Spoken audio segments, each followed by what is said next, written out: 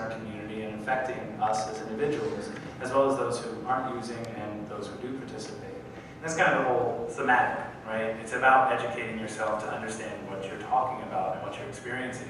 One of the things that we mentioned earlier is that as individuals in the institution, we rely on numbers, we rely on information that we get from students, from surveys, etc., that we then in orientation and in classrooms can get back to you so you can understand the phenomena.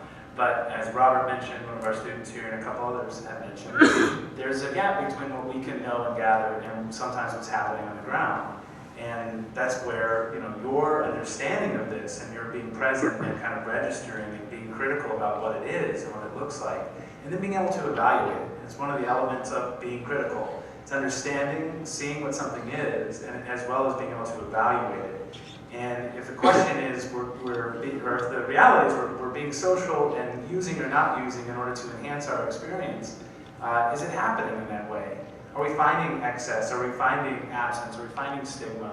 What's happening, right? And actually being critical to understand the phenomenon, I think, is the point of exercises like this, of these young men challenging themselves to articulate in the way that they have been tonight for the students that have stood up and talked in order to be informative so that we can get a sense of really what this phenomenon is. And it's not like tonight we somehow have wrapped it up. Oh, now we know and we have the solutions.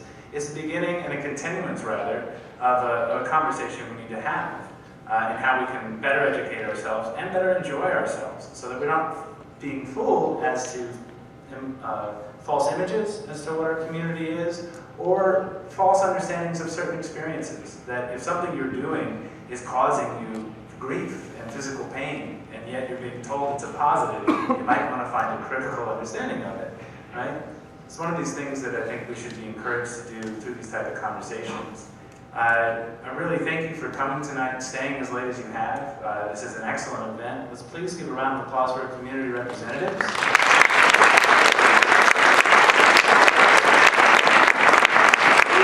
As well as a final applause for our student respondents and for our debaters.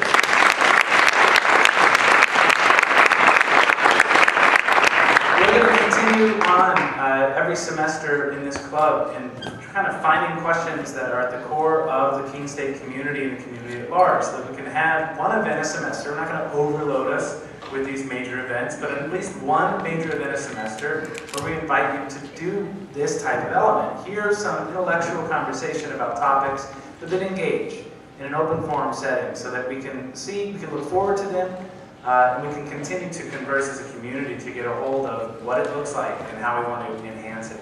So thanks again for coming, and hopefully if you have interest in joining our club, come by on Wednesday nights, Mac Room 155. We start about 6 o'clock into 7, and this is the kind of stuff we do. Thanks again for coming. See you next time.